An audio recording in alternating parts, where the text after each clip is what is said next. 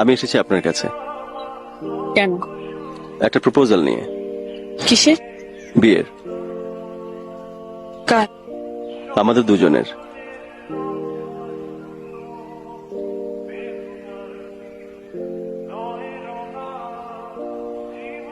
আর কিছু? আমার যোগ্যতা, আমি আপনাকে ভালোবাসি। এই যোগ্যতায় আমাদের দুজনের কি এক হওয়া সম্ভব?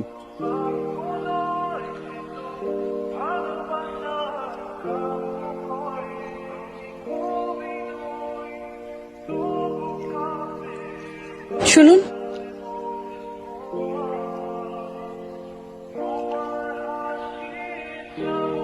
আমার ফুল আপনি কাকে দেবেন?